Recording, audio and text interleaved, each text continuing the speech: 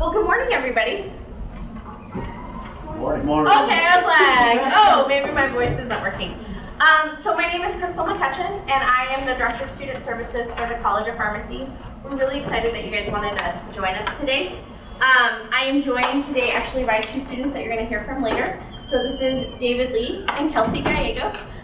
They are both fourth-year students at the College of Pharmacy. But first I'm going to talk about, so what is a pharmacist and why should you be a pharmacist? So why pharmacy?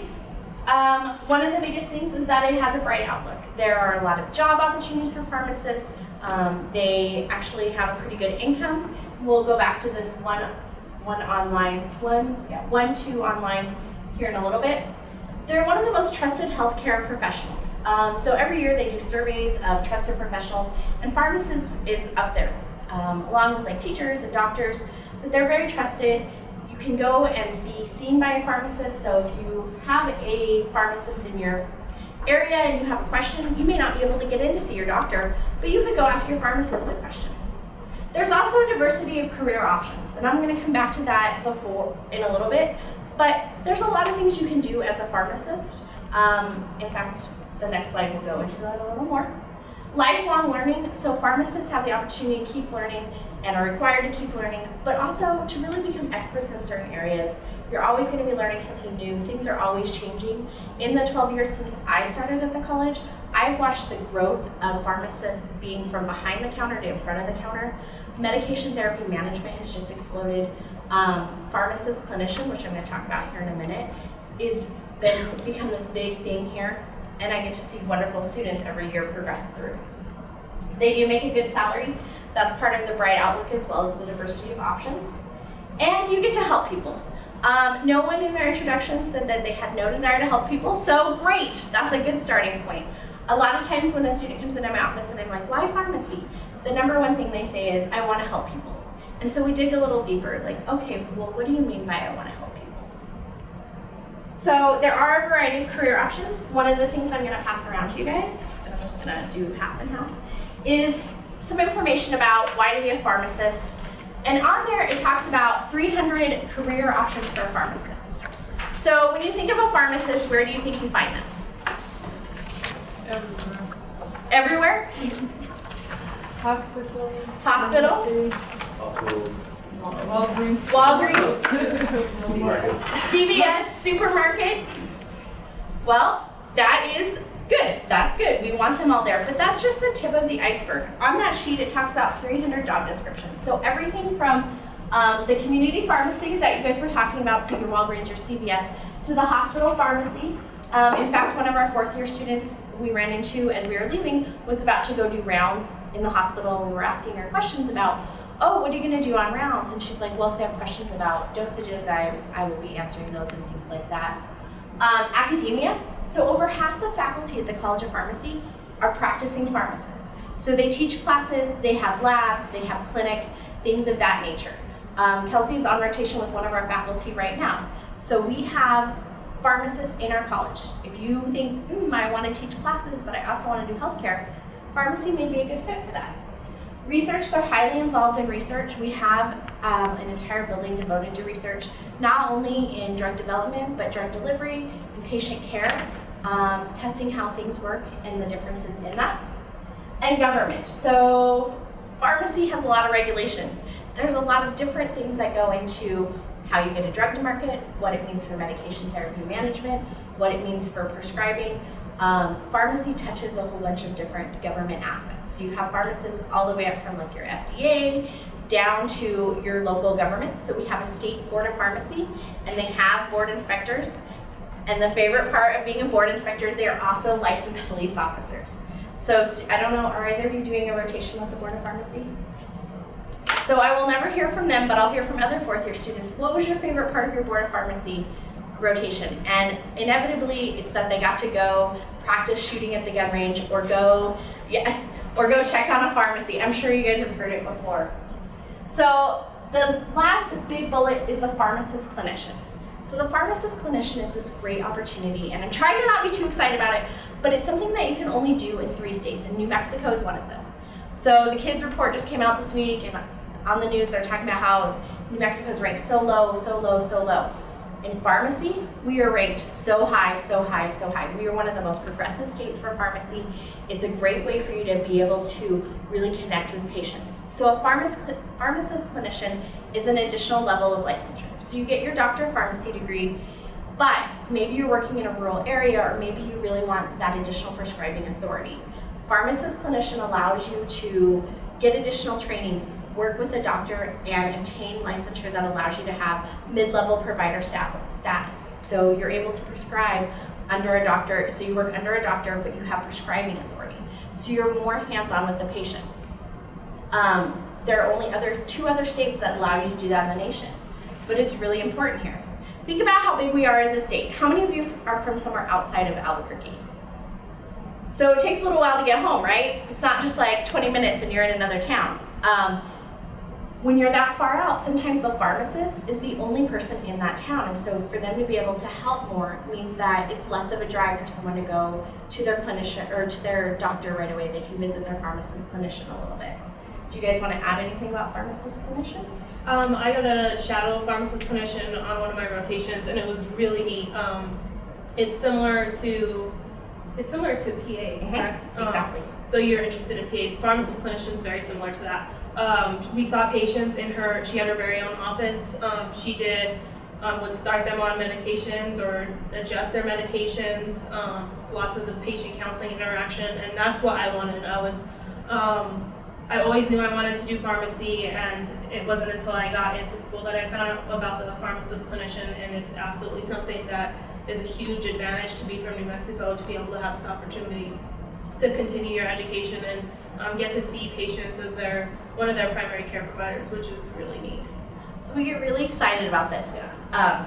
It's hard for me to restrain myself from being too excited, but it is something really exciting. So this is just a little list. There's more than this. I talk to our graduates all the time who are doing something they haven't thought of before, or they have a new position that's become available. So pharmacists do all of these different things. Now, they do have, they have other options. And so I'm going to play a little video for you guys about being a pharmacist clinician at UNM.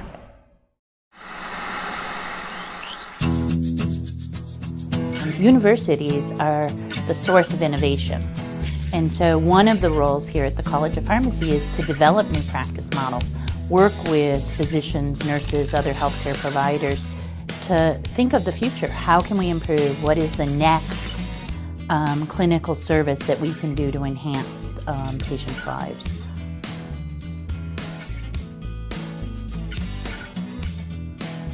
Optimize the use of medications, increase the adherence, get patients to take their medications, provide disease management, education, engage the patient so that they have a better understanding of why it's important to take their medications. We have specialized knowledge, and that's a knowledge of medications and medication therapy, and we're bringing that to the healthcare team. And bronchioradiolase. We spend a lot of time on tweaking their interviewing skills in order for them to get the information that they need. In addition, as part of this curriculum is basic physical assessment. Basically, what we're trying to do is to have students be able to interview patients, analyze their medications, and come up with good pharmacotherapy options and treatment plans for these patients. I didn't know coming into pharmacy school that there were so many roles for pharmacists. I am going to Farmington, New Mexico, which is where I'm originally from. Now I have the opportunity to have an impact in patients' life, and especially in a rural setting where there aren't a whole lot of medical professionals there. So I think I'll definitely make an impact in that community. First and foremost, Mr. Aguirre is a hero. Yeah, he's a veteran. I've been treating Mr. Aguirre for, probably the last 10 years. It's been very positive for me. I go to the clinic, I see the pharmacy clinicians, we discuss my test results, we discuss medications, we agree or we suggest, he suggests, and he comes back with the attending doctor. who gives us his blessing, and then you walk out. So if it wasn't for these clinicians, we wouldn't get the same quality of care. I don't think I'm a hero. I think I'm a survivor. Yeah. They say the good Lord takes care of fools and old Marines. So. Other states look to New Mexico in part due to that innovation we've had over the years and are continuing, but also look to New Mexico because they recognize we're a state that is a rural state and has significant healthcare needs, but we're really working as a team. You know, it's enjoyable when we can bring something that's teaching our colleagues, our patients, you know, but it's just as rewarding to learn from our patients and our other colleagues too. So it's that constant stimulation that's very, very rewarding. And obviously the main goal is to improve our patients' care, and there's no greater satisfaction than that. So we're really proud of our program. I don't know if that helped you guys. We're going to release these slides, so if you couldn't read some of the little tiny text. But one of the things I always pull away from this is that here at UNM, it's the only college of pharmacy in the state of New Mexico.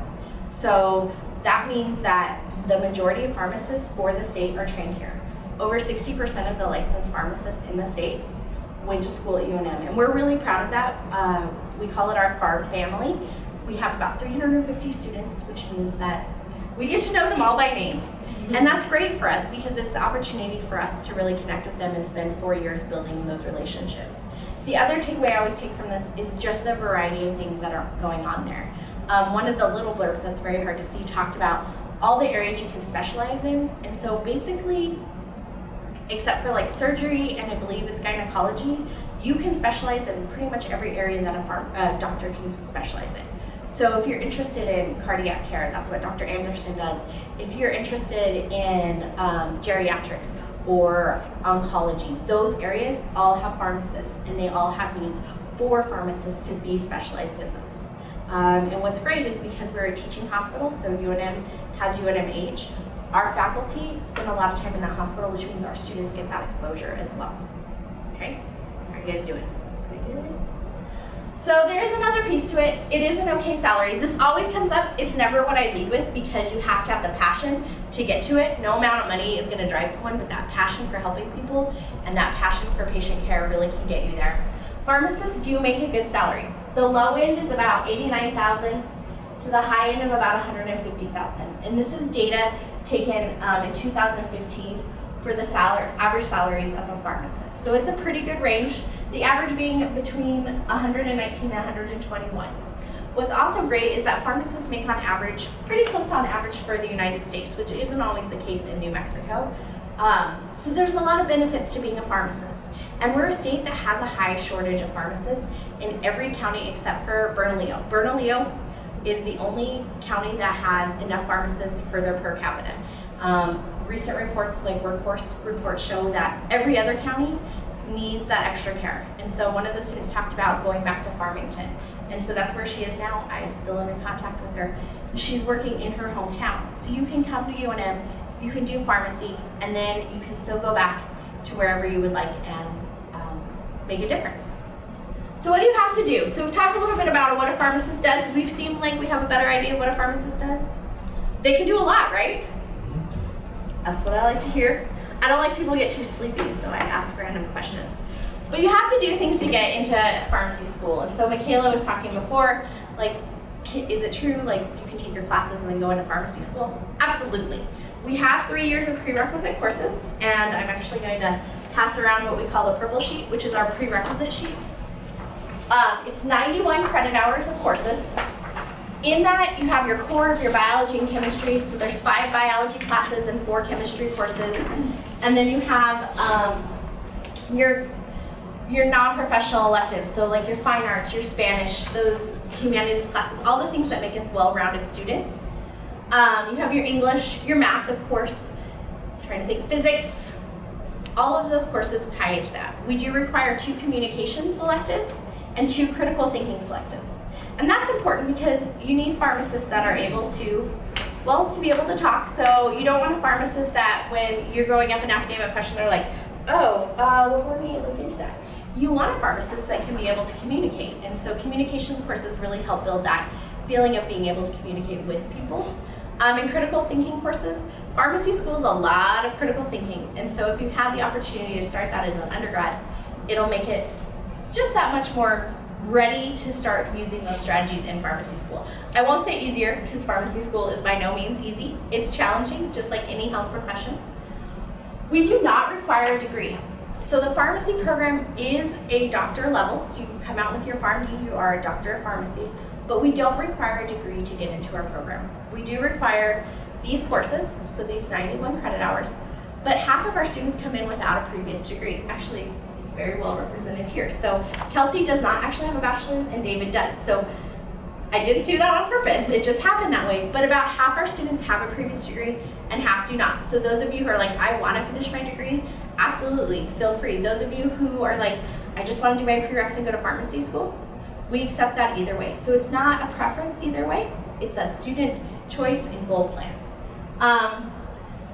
We do look at your course loads though. We like to see students who are taking full-time loads, 14 to 18 credit hours. And if you look at the sheet, we've laid it out by semester, and the semesters are 14 to 18 credit hours. And why that is once you get into pharmacy school, you're gonna be taking 16 to 18 credit hours every semester. The course loads are heavy, so we want you to have the opportunity to experience those at the undergraduate level and get prepared for that. It also helps the committee to know that you can be successful with the heavy course loads. If you've taken 1 or 2 classes at a time, it can be a big shock to then take 18 credit hours at once. We do have a 7-year rule for our biology and chemistry classes, and what that 7-year rule is that your biology and chemistry lectures need to be completed within 7 years of matriculation into the program. Most of you are not in that situation yet, but if you take a little time off or things change, it is something to be aware of. You can always talk to us about that. We have ways to help you through those 7 years and what that looks like and exactly where you stand. And then we do require non-science prerequisites be completed before our matriculation. So this year, June 30th is the exact date of it, but what that means is by the end of spring semester, you have to finish all your biology, chemistry, and physics courses. Let's say you still have an outstanding non-professional elective. Maybe it's a communications course, maybe it's a non-professional humanities course or something of that nature. You can take that in first session of summer and still be eligible to matriculate. But you can't take science courses in the summer you apply. So if you were accepted for fall 2016, you would already be done with your sciences at this point, and you may be finishing, hopefully you're just done and waiting to start. But if you're thinking about applying for 2017, definitely talk to us about where you are and what you need to complete. So if you're applying for 2017, then by the end of spring 2017, you will have needed to complete your biology, chemistry, and physics, and you can still have like 1 non-professional elective to take during the summer. Now, having said that, this sheet in no way replaces advisement, and we have an advisor, and we'll give you his information at the end of this. Come see us. I'm going to give you my cards. We can help you with a personalized plan. We can help you know exactly where you are and what you need to do, okay? So take advantage of that. Hi. No worries. It's how life goes. Life happens. We do have GPA requirements, and our GPA is a little different than just your regular GPA. We are only looking at these courses. So it's called a prerequisite GPA. We build a spreadsheet for you, just another reason to come see one of our advisors. We'll build a spreadsheet for you and help you know exactly where you stand in our prerequisites. We do require a 2.5 in our prerequisite GPAs. As a New Mexico resident, a 2.7 pretty much guarantees you an interview. The only things that would keep you from an interview is if you can't finish your coursework on time or you didn't complete your application in some way. Our average GPA for prerequisites is about a 3.4. I haven't calculated for this year, so this is based on last year. I talked a little bit about that. Slides sometimes mess me up because I just want to tell you guys stuff and then I have to look at the slide to make sure I covered what was actually on it. We do require the PCAT. So the PCAT is the Pharmacy College Admissions Test. It's just like what it sounds like. It's another standardized test.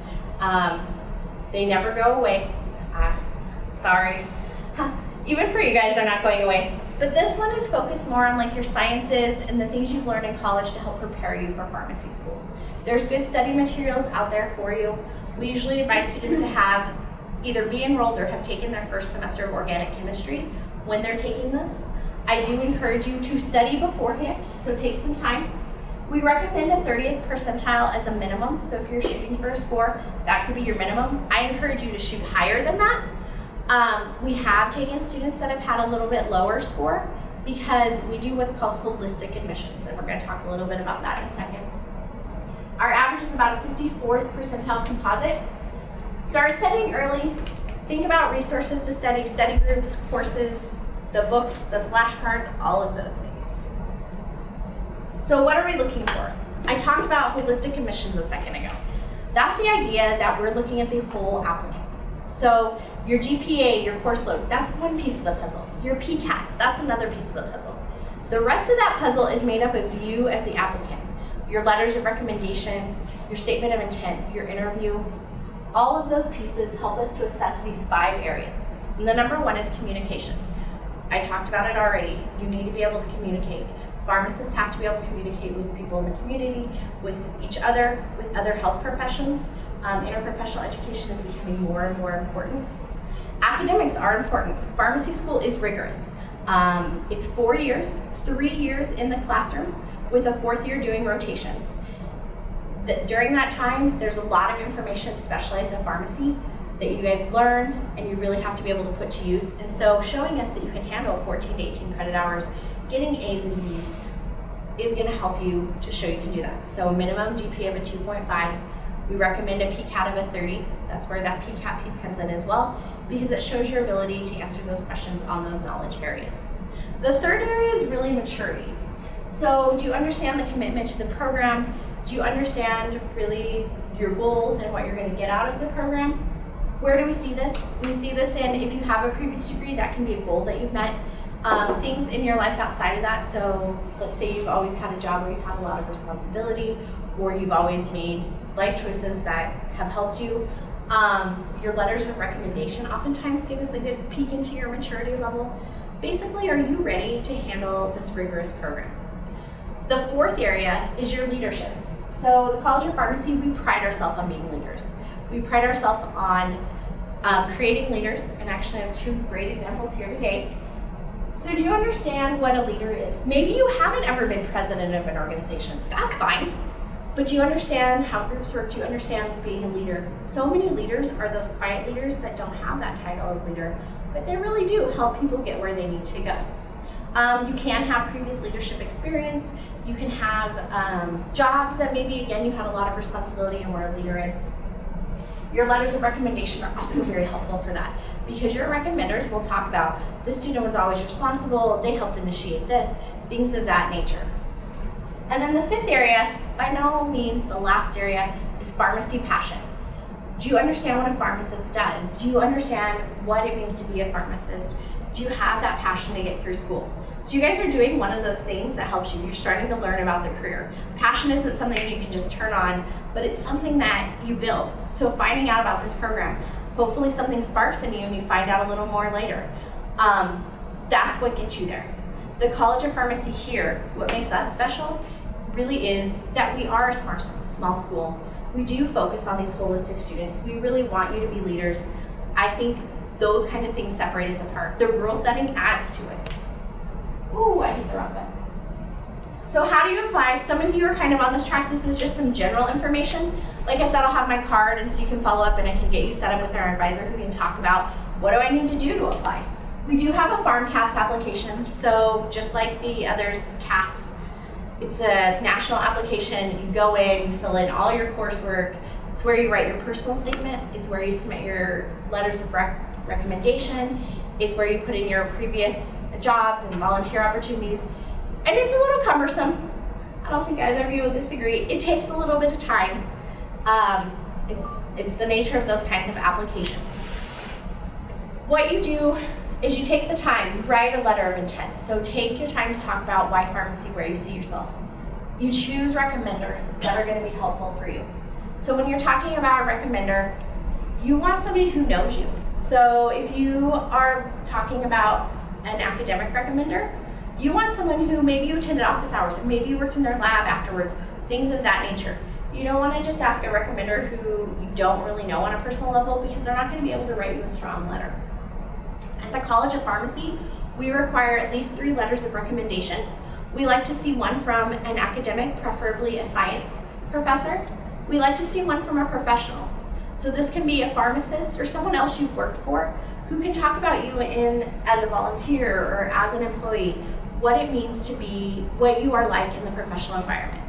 And then the third is up to you, but we recommend another academic or professional letter. So somebody, maybe another teacher that you really had a great relationship with, or you're still working in their lab, maybe it's a non-science professor, things of that nature. We recommend that you stay away from your friends, your relatives. Bless you. We want your relatives and your friends to support you, and that's their job. But sometimes those recommendations aren't as strong because they can't talk about you in that professional sense or that academic sense. They may not know what it's like to work with you or what your academics are like, but they know you're a great person, which is good. But we already assume you're a great person. We want to know what you're like in that professional environment, in that academic environment. Okay? We do have a supplemental application. It's pretty easy. It's just demographic information. It's submitted on our website. We have a supplemental fee, and we do require a photo. It's not for any crazy purposes. Sometimes I get emails like, why do you need a photo? It's literally for identity purposes, that we can match up the person who comes for interview with that photo. It also makes it a little easier for the committee on the Mondays after interviews to be able to remember exactly who we're talking about. So if we pull up that photo, oh, we were just talking about Justine. Oh, okay, I remember her. I talked to her at breakfast. So those kinds of things. And then you also need to make sure you submit your PCAT scores. So you'll take those the year you're applying. So what happens after you apply? Well, we make sure your file's complete. Once your file is complete, it's considered for interview. We offer interviews throughout the spring semester. They're half-day events. You come into the college, we do some intros, we talk about what makes our college unique, which I'm hoping you're starting to get a sense of. I haven't spent a lot of time about why the College of Pharmacy here, but we are a great school with a lot of unique qualities. We talk about the day, and then we actually give you a moment to breathe. And then we'll do a writing exercise where you're given an open-ended question and you answer that question. And it's something like, you caught someone cheating, how would you handle it? And it's open-ended, meaning that there isn't a right or wrong question, but we want you to think through and be able to type up a response. They do get to type their responses now. I know. When they did the writing exercise, it was written, so this has been a nice change. After that, we have a break where you have bagels and coffee with some of our current students, and just de-stress a little bit. And then we do interviews and financial aid workshops and things of that nature. The interview's a 2-on-1 interview at this time. And in that interview too, it's a member of the admissions committee and it's a guest interviewer. And they're really just getting to know you. They've seen your files, so they may have questions that come directly from your file, but they want to talk to you about things that get to those 5 areas I discussed. So maybe they want to talk about your leadership. Maybe they want to talk about pharmacy experiences you shared. Okay? It's just a conversation. I know it's nerve-wracking and nothing I say will make it less nerve-wracking, but it isn't really a conversation. David is actually on our admissions committee. He can attest that we try to make it comfortable. I hope. So what else can you do? So this is my last slide before I turn it over to them. And these are just some resources. Like I said, I've already submitted my slides to STEM, and so they'll be able to post these. PharmacyForMe.org is a great site to start exploring what a pharmacist is, or maybe some resources. And then Pharmacist.com is actually APHA's website, and it has great information on different pathways for pharmacy, different pharmacists, different pharmacy careers, and it's actually just a really good site. I use it for different things all the time still. Take some opportunities to volunteer, shadow, look into research, things of that nature. Any health system where you have the opportunity to volunteer, you're going to be exposed to pharmacy, because pharmacy is just in all of the health systems. So maybe you can't get into a pharmacy right away, but if you're in a health system volunteering, you're going to see pharmacists and you can start interacting with them and getting more information. Consider being a part of the Pre-Pharmacy Society here at UNM. I also have a flyer for this. I know it's not shocking. David was actually former president of this organization as an undergraduate. But they meet once a month on Tuesdays. They do volunteer activities. They bring in different pharmacists to talk about all the different fields they can go into. So it's a great way for you to learn more about the different professions. And take advantage. We have career services here on campus, and they're a great organization to help you with your resume, mock interviews, So let's say you're getting ready to apply for a pharmacy technician job. Take your resume in, let them help you.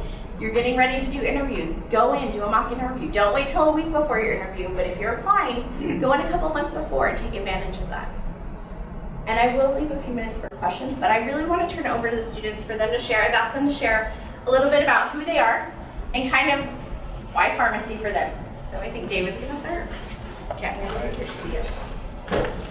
So, yeah, my name's David. I'm a fourth year student pharmacist. So a little bit about me. I started college way back in 2001. So I'm a little bit of a non-traditional student. I graduated from UNM with a dual degree in biology and psychology. And when I was in my senior year, I was actually a Ronald McNair Scholar. And so at that time I thought I wanted to do a PhD in neuroscience. And so I did a lot of research on North Campus, and I just really wanted to help people through research, and I was really interested in addiction and all these things. But after doing my time in the lab, I thought, I'd really like to actually get out and talk to patients, actually get to interact with people that I'm trying to help. And I just wasn't sure what I wanted to do, and I don't want to deal with bodily fluids. I don't know if I want to be a doctor or a nurse, and I really at the time didn't know much about pharmacy, and so I kind of took some time off after I graduated, and before long I eventually found my way to pharmacy, and for me it was kind of the perfect fit of I have a love for science and research, but I also want to help people, and so for me, pharmacy was the perfect fit. And so when I decided that I wanted to do pharmacy, I really got involved with the Pre-Pharmacy Society, and that's something I strongly recommend for you guys. Get involved with pre-pharmacy, and they have a lot of meetings where they have people come in, guest speakers, and you can really learn a lot about pharmacy and how to, say, improve your application, for example, or writing your letter of intent or things like that. So it was really helpful for me, and so I decided that I wanted to do pharmacy, and so I ended up applying and I got in, and so here I am, fourth year. Now my time in pharmacy school, I took on a few leadership roles. As Krystal said, we have a lot of opportunities in the College of Pharmacy to take on leadership roles. That's something that I personally enjoy. And so we have the American Pharmacists Association Academy of Student Pharmacists, which is a national organization. And so it's made up of student pharmacists, so basically students in pharmacy school. And I was the local chapter president here at the UNM College of Pharmacy. And Kelsey is actually our national president. And so there's a lot of opportunities to do things outside of the classroom. We get out into the community and actually get to talk to patients and do health screenings. So it's really exciting. Where do you see yourself going? Oh, okay. So I graduate in next May, 2017. I will be applying for a residency.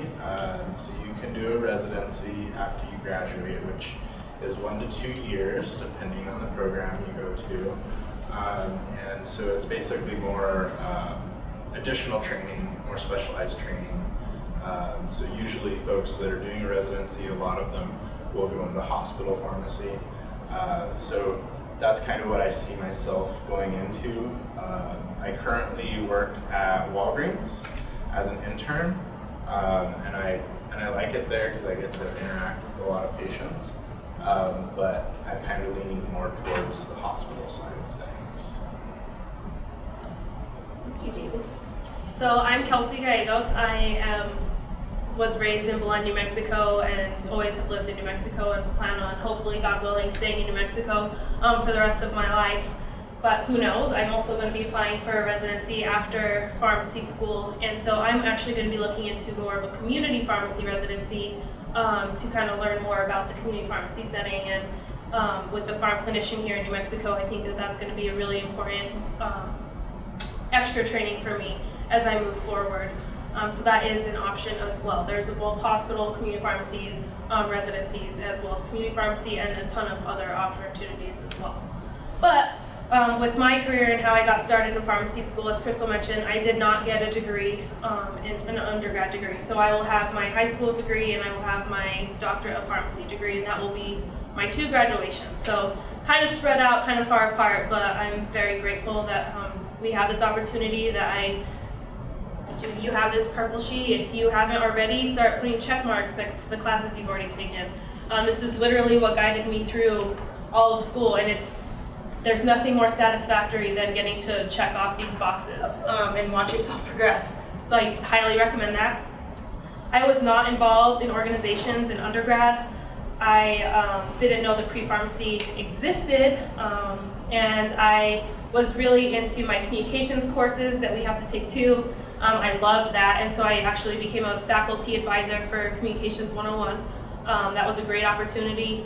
And so there's not just leadership in pharmacy, there's leadership in any organization you did. I also taught catechism for a few years, so that was my leadership experience on my application. So if you can get involved in a pharmacy setting, absolutely do that. I started my job at Walgreens in 2007 as a freshman in college because, like I said, I knew I wanted to do pharmacy, but I wanted to make sure. And so I took that job, loved it, fell in love. I love my patients. I love getting to see them. They know you by name. That's what's so neat about being a pharmacist in a community setting for me personally, is that not only do I know my patients and their children and their families, and I get to give them their vaccinations and all of that really cool stuff, but they know me as well. And so having that relationship is something that I would never be willing to give up. So that's what I love about pharmacy and my job at Walgreens, and why I want to continue on in community pharmacy. Then I applied for pharmacy school. I was fortunate enough to get in and started my career in pharmacy school. And we have orientation where all of the organizations present, and the American Pharmacist Association, our local chapter of the Academy of Student Pharmacists, presented. And I was like, I want to do that because what's really neat is about in pharmacy school, it's not just all book work. You get to actually go out into the community and serve patients as a student pharmacist. You get to go to the APHA-ASP, that's the acronym for that organization. They do Operation Diabetes events, which is diabetes screening. So you go out and you take patients' glucose, you can go through their medications with you. And at all of these events, there's a pharmacy preceptor, a pharmacist that's there. So that way you have someone to say, I'm going to counsel this patient, can you sit with me? And you get to use what you're learning in school and actually talk to patients and develop those skills, which is so important. And there's Operation Immunization, where we actually go out and we do flu clinics. We come to main campus, we do flu clinics. We do flu clinics at elementary schools where we do the nasal mist.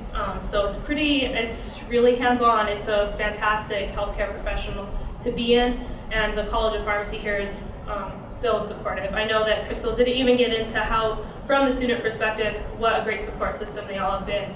Krystal is known as the person when you need to cry and you don't want to cry in front of your classmates, you can go in her office and sit there and cry. Getting back to my leadership positions, didn't really get involved in anything in undergrad. Got involved in EPHASP just as a member. They sent out applications to be a communications vice president, and like I said, I really loved communications in undergrad, and I thought that would have been a bachelor's degree I would have gotten if I had the opportunity. So I applied for it, and I was like, I am a perfect fit, I'm getting this. Didn't get it. And so then I went to a meeting, a regional meeting, where it's schools from Colorado, Arizona, Nevada. At that time, it was all the way from Arizona to Oregon. We all met in Denver, Colorado. David actually went with me. with the whole organization, our chapter. And they needed a regional officer position to plan the meeting next year. And I was having such a good time that I was like, I'm going to do this. So I applied, and I was fortunate enough to get elected for that one. So that started my leadership in the American Pharmacists Association as a regional officer. Fell in love with it. I had to raise a lot of money for that meeting, which I didn't know about when I ran for the position, but luckily I had Krystal, and so she did it. She was awesome. 6 car washes later and a really good tan that summer, I raised the money to have that meeting and fell in love with this organization at and even the regional level, and I knew I wanted to continue. So I applied and ran for the national president-elect of the organization. And I was fortunate enough to get elected to that. And so last year I served as a national president-elect during my 3rd year of pharmacy school, and then this year I serve as a national president, which is an extreme honor, but I'm just saying that I share that story with you so that if you don't have a leadership position now, and if you think you have no interest, because when I went to orientation for the UNM College of Pharmacy, I'm going to be the best member of that organization, but I have no intention of like leading anything. I just want to be a member. That didn't work out for me, but I'm very grateful. I am a very devout member as well, but there are just so many opportunities for pharmacy. There's thousands of organizations that you can get involved in. This is just the one that stole my heart. And I'm involved in some of the ones on campus as well. But there's a home for you in pharmacy. There's a home for you in pharmacy organizations, and especially at the UNM College of Pharmacy. So with that, is there any questions about the academics of it? Or this is your chance to ask real pharmacy students any questions that you might have. Yes. So if you're interested in figuring out if pharmacy is for you, like how did you go about volunteering or shadowing or getting a job as a pharm tech? How do you go about doing that kind of stuff? On pre-pharm, do they have opportunities when you go to those meetings? So the Pre-Pharmacy Society has options to go and tour pharmacies. I don't know if they're still doing that. They are still doing several tours every year. So that's one thing that I would get involved with. As far as volunteering goes, from what I've heard, it's become a little bit more difficult to volunteer in pharmacies as opposed to when we were kind of applying for various reasons. But there's HIPAA laws and other issues that pharmacists across the country, there's been a few that have gotten in trouble for this and that, and then everybody else is going, well, okay, we gotta be careful.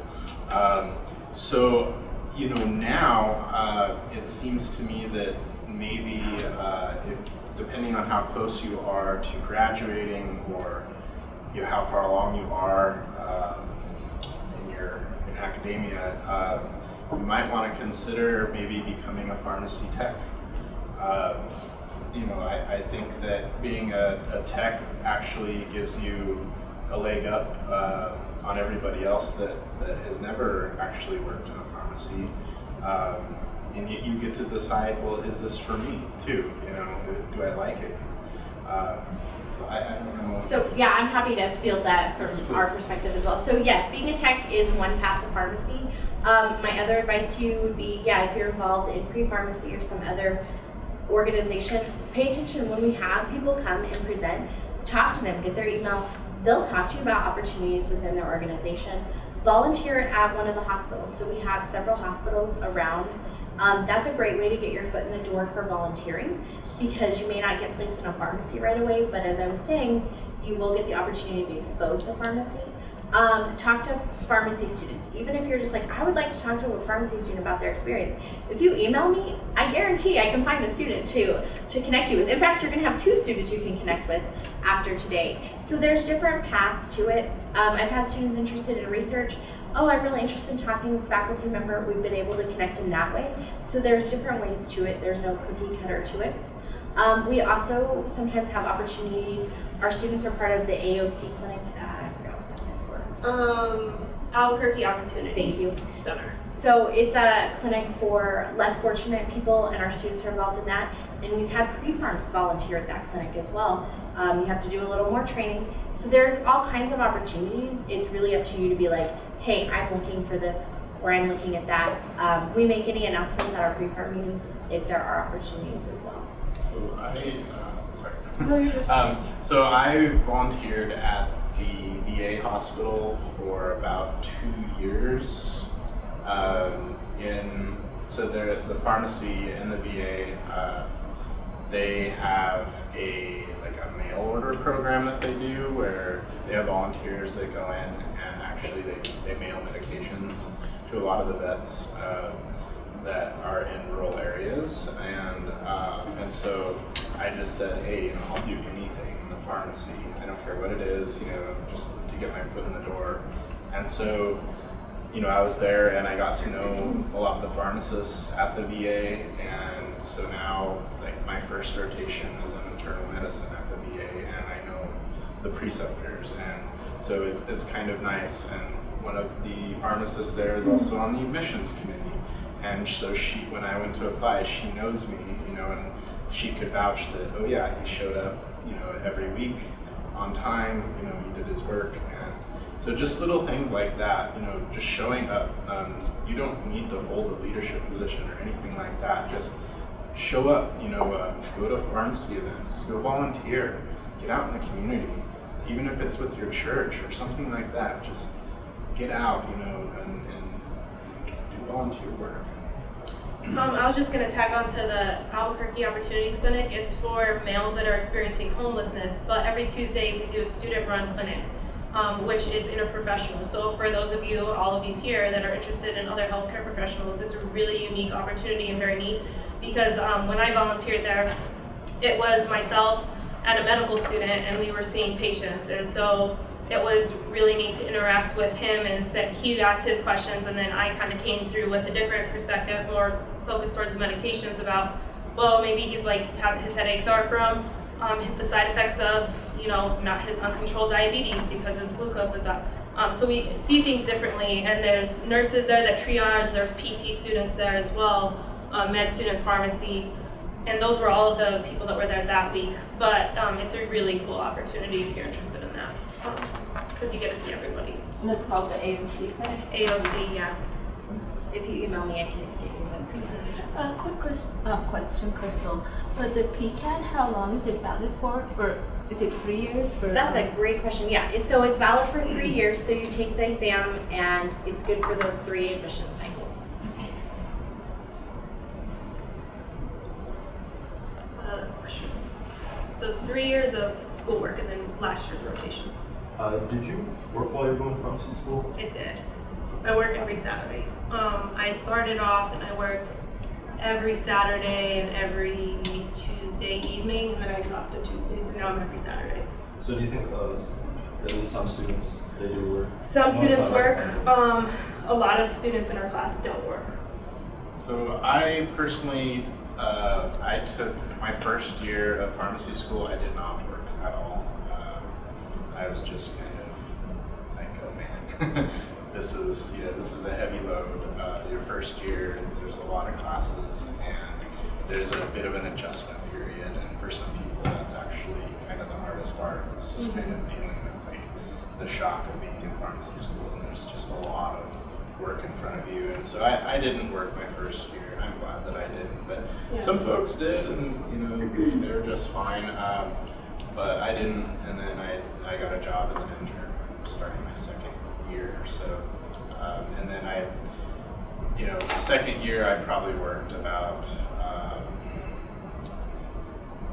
maybe 15 hours a week, 15 to 20 hours a week. And then my third year I cut back to about 4 hours a week. Third year's intense.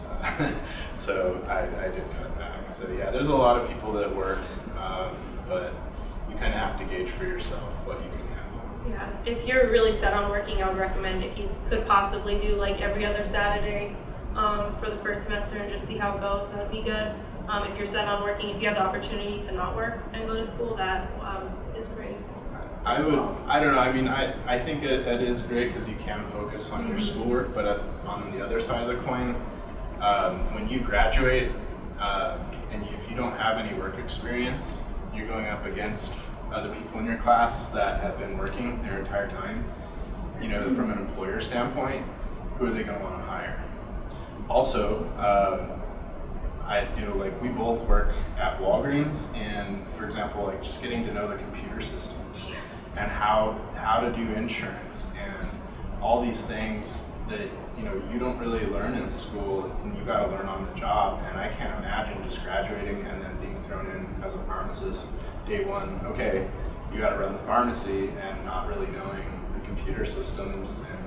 And they give you training and everything when you start at any job, but that only goes so far.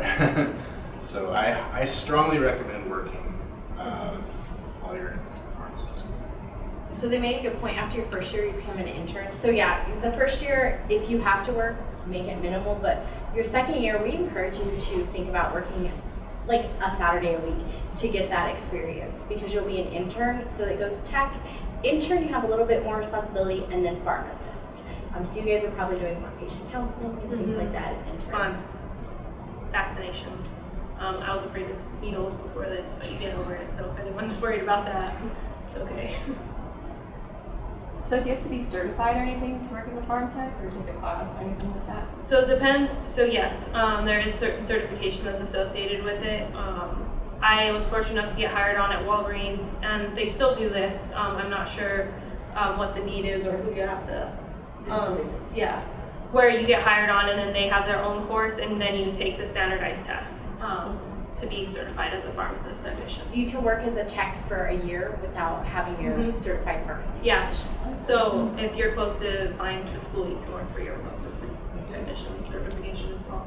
I've known people that just go to like Barnes and Noble or something and buy, the tech book, study it, go take the test, and they're done. Yeah, that's what I've heard too. So that's really smart. All right, so we have like 2 minutes left. So if there's one more burning question, I'd be happy to take it. Or I'd be happy to volley it to you guys. All right, so come see us is my parting message. So this is our student services staff. Garrett is our main undergraduate advisor. I'm of course Krystal. Megan is our coordinator. That's our student employee Desiree, and then that's our big boss, executive associate dean Dr. Godwin. I've included Garrett, our main advisor's email. Those of you who are undergrads undecided or in pre-health, you might be seeing Gerardo, so I included his information and my information as well. I actually have my cards to pass around. I won't move it so I see people are taking pictures. The other thing we have for you is Heather has a nice bag of goodies that we'll pass around. Please take a hand sanitizer and a pen. We are so happy you guys came today. Please don't hesitate to contact me. If you have other questions or you want to talk about something offline, that's really what we're here for. So thank you so much for having us.